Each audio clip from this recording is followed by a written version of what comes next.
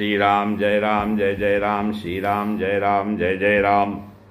मूकं करोति वाचालं पंगुं लंघयते गिरिं, यत्कृपातमहं वन्दे परमानन्दमाधवम्।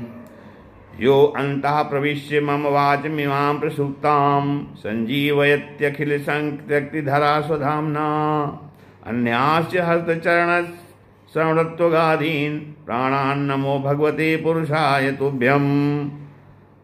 आज के सत्संग में श्रीमद् भागवत महापुराण के 9वें स्कंद की कथा चल रही, जिसमें आज 15वां अध्याय 15वें अध्याय कथा है। इसमें ऋषि के जमदग्नि और परशुराम जी के चरित्र का चित्रण है।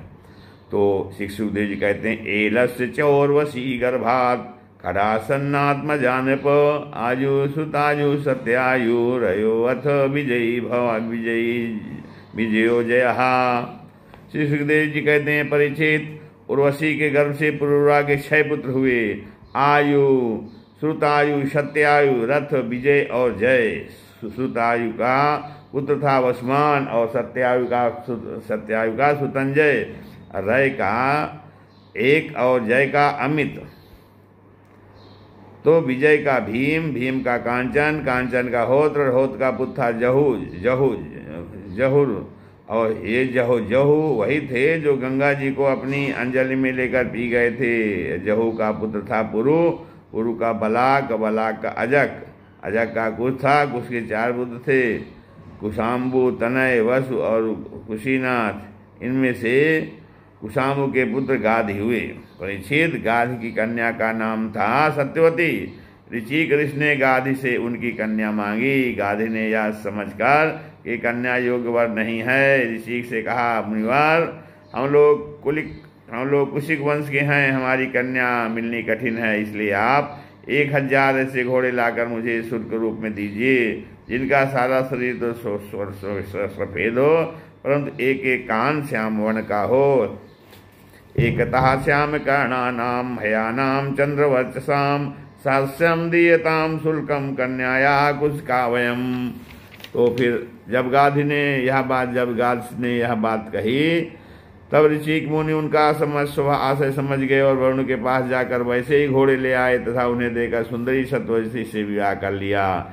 एक बार महर्षि से उनकी पत्नी और सास दोनों ने ही पुत्र प्राप्ति के लिए प्रार्थना की। महर्षि ने उनकी प्रार्थना स्वीकार करके दोनों के लिए अलग अलग मंत्रों से चरु पकाना और स्नान करने के लिए चले गए। सत्यवती की माँ यह समझकर कि ऋषि ने अपने पत्नी के लिए शेष चरु बनाया है,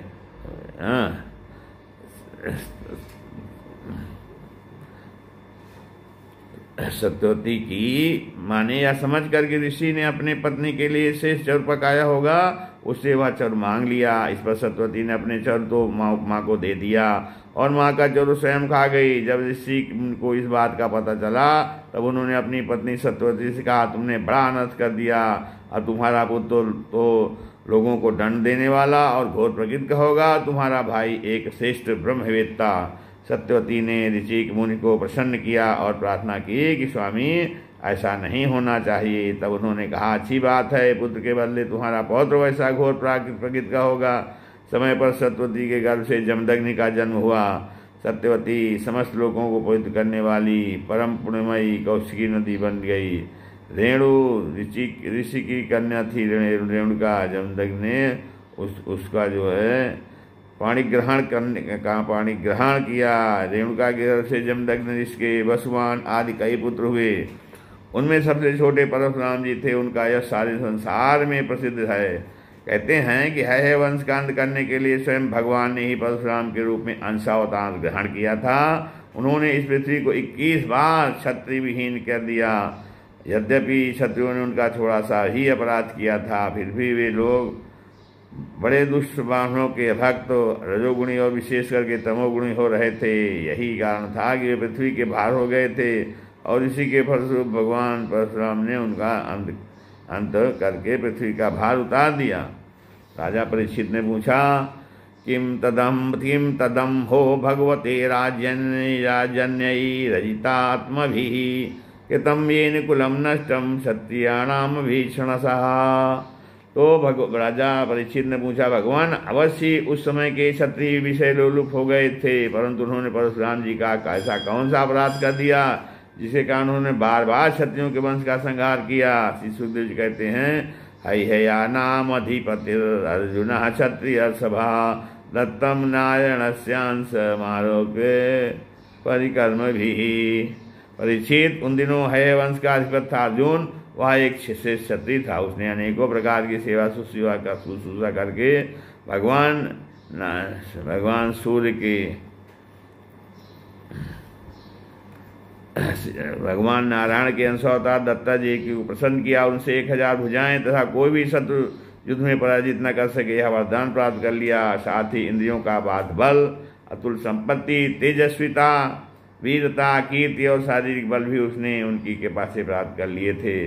वह योगेश्वर हो गया था। उसमें ऐसा ऐश्वर्य था कि वह सूक्ष्म से सूक्ष्म, स्थूल से स्थूल रूप धारण कर लेता। सभी सिद्धियां उसे प्राप्त थी। वह संसार में वायु की तरह सब जगह बेरोक टोक विचरा करता।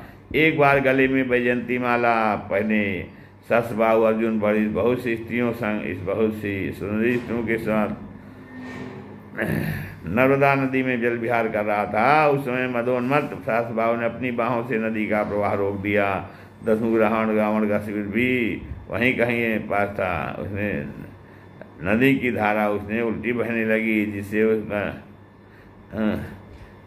जो है उसका शिविर डूबने लगा। रावण अपने को बहुत बड़ा वीर मानता ही था, इसलिए सहसा अर्जुन का यह पराक्रम उससे सहन नहीं हुआ। जब रावण सहस्रबाहु के अर्जुन के पास जाकर बुरा भला करने लगा, तब उसने स्त्रियों के सामने ही खेल ने रावण को पकड़ लिया और अपनी राजधानी माहिष्मती ले जाकर बंदर के समान कैद कर दिया। पीछे पुरुष जी के कहने से सहस्रबाहु ने रावण को छोड़ दिया। एक दिन सहस्रबाहु अर्जुन शिकार खेलने के लिए बड़े घोर जंगल में निकल गया था। दैवश वह जमदग्नि मुनि के आश्रम पर जा पहुंचा, परंतु अवश्य जमदग्नि मुनि के आश्रम में कामधेनु रहती थी।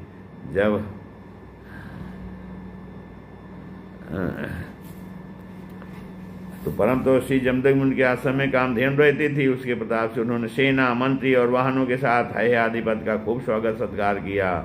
वीर हैयाधिपति ने देखा कि जमदग्नि मुनि का ईश्वर तो उससे भी बढ़ा चढ़ा है, इसलिए उसने उनके स्वागत सत्कार को कुछ भी आदर न देकर कामधेनु को ही लेना चाहा। उसने अभिमानवश जमदग्नि मुनि से मांगा भी नहीं, अपने सेवकों को आज्ञा दी कि कामधेनु को छीन ले चलो।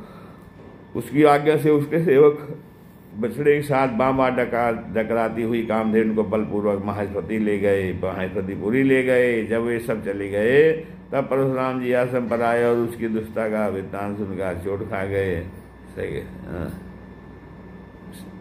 राम। तब जब वे सब चले गए, तब परशुराम जी आश्रम पर आए। उसकी दुष्टता का वृत्तांत सुनकर चोट खाए हुए सांप की तरह क्रोध से तिलमिला उठे।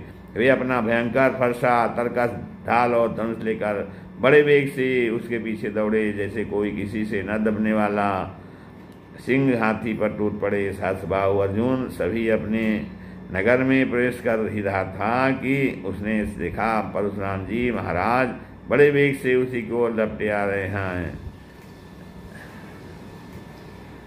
पर उनकी बड़ी विलक्षण झांकी थी। वे हाथ में धनुष, बाण और फरसा लिए हुए थे, शरीर पर काला मिक्सर धारण किए हुए थे और उनकी जटाएं सूर्य की किरणों के समान झाग रही थी। उन्हें देखते उसने गदा, खड्ग, बाण, रिष्टि, शतघ्नि और शक्ति आदि आयुधों से सुसज्जित एवं हाथी, घोड़े, रथ तथा पदातियों से सुसज्जित अत्यंत हाथी, घोड़े, रथ तथा पदातियों से युक्त अत्यंत भयंकर 17 छोड़ी सेना भेजी। भगवान परशुराम ने बात में अकेले ही उस सारी सेना को नष्ट कर दिया। फिर भगवान परशुराम जी की गति मन और वायु के समान थी। बस वे शत्रु की सेना काटते ही जा रहे थे। जहाँ जहाँ वे अपने फरसे का प्रहार करते, वहाँ वहाँ सारथी और वाहनों के साथ बड़े बड़े वीरों की बाहें, जांघें और कंधे कट कर पृथ्वी पर गिरते जाते थे। हैयाधिपति अर्जुन ने देखा कि मेरी सेना के सैनिक उनके ठीक ध्वजाएं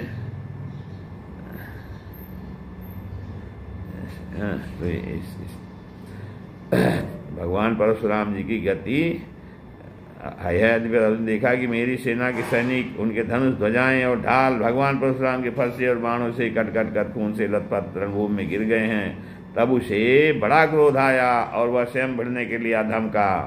उसने एक हाथ से अपनी 1000 भुजाओं से 500 धनुषों पर बाण चढ़ाए एक साथ ही और परशुराम जी पर छोड़े, परंतु परशुराम जी को तो तुरंत राज्यों का ज्ञान था।